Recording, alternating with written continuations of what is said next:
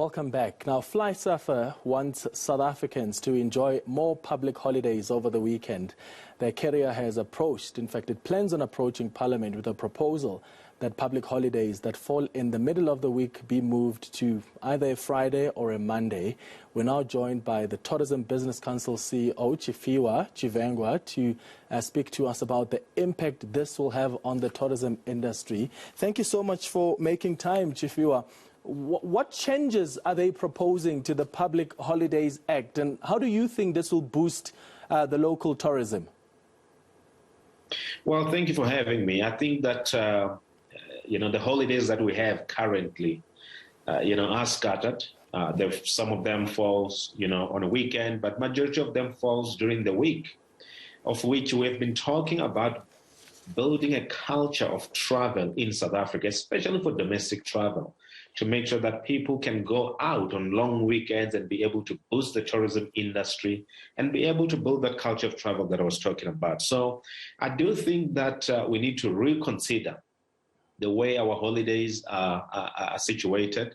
And this is in line with, some of the countries around the world, whereby the holidays are usually either on a Friday or on a Monday, to make sure that you can maximize in terms of the hospitality and travel and tourism, and you can boost the economy. So for us, as a country, this could be an opportunity to build a culture of travel. It's an opportunity to support the tourism recovery, here at home. And if we can do this faster, it will even be more beneficial to make sure that, the recovery of the tourism sector is boosted, and therefore many, people can be able to travel over long weekends.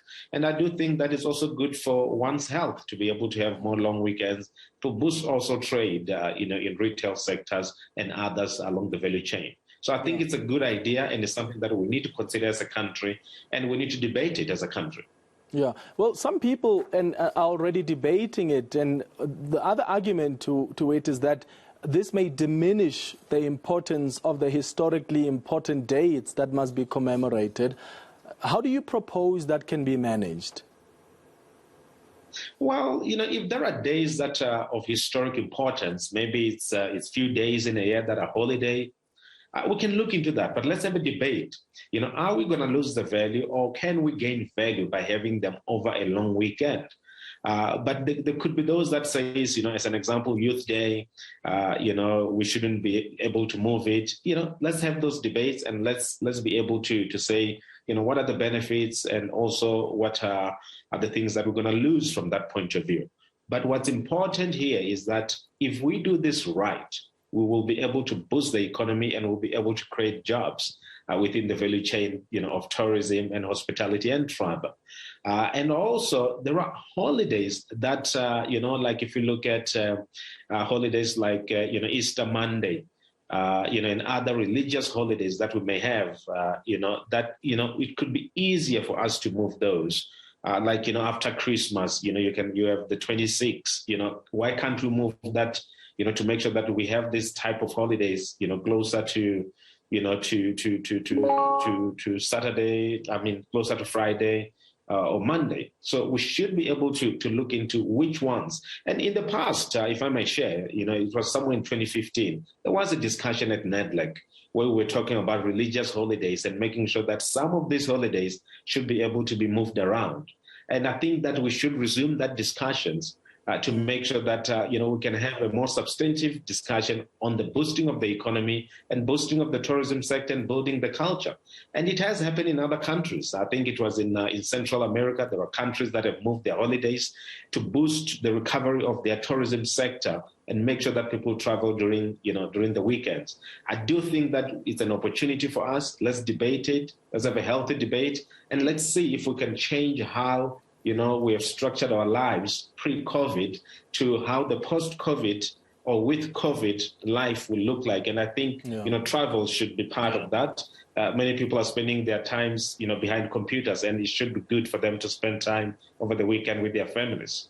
Yeah. So if you get the buy-in of Parliament, I'm just trying to think how long this could take before it's realized, because there are processes that have to unfold, and some of them can take a while. Are you already talking to other stakeholders to get their support? I know FlySafair has a petition out for people to sign. But as the tourism industry, are you having discussions with other stakeholders to support this move? No, absolutely. It's something that we can introduce at NEDLEC, where we have labor, we've got community, government, and of course business, where we can have this debate. And I do think that having this debate in that particular forum, so that we can get consensus, and we should be able to move it to government to really look at the legislation in terms of what needs to be changed, because there are many variations that comes in here. School holidays comes in, and so forth and so on, and many other things that we may not know. But discussing it through NEDLEC, I think it will be an appropriate way to fast track it. Getting consensus between the NEDLEC social partners will, speed up the process. And also, our parliament should not be known for delaying legislation. If there's a legislation that will boost the way we do business and it will create more jobs, we should be able to do it faster. I don't think we should get used to the fact that, things takes too long. Things can take shorter time, can be debated, and if the public is in agreement with it, we should be able to do it. We're able to put the Disaster Management Act and regulations fast. Why can't we do this fast in order to boost the recovery of the economy? And tourism is a catalyst for that recovery of the economy. So we should be able to do this as fast as we can. We should be able to put measures in place to make sure that there is a boost in economy. I think that a lot of people would agree that moving holidays to the weekend will be beneficial. And it will create, people will travel home to see their families, people will fly to different areas, visit tourism, establishments and so forth and so on, and it will have a positive impact on our economy. Yeah, and that's an economy that we're trying to recover, right? Even the tourism industry, we're trying to find ways for the recovery to speed up. Thank you for speaking to us, Tourism Business Council CEO Tshifhiwa Tshivehengwa.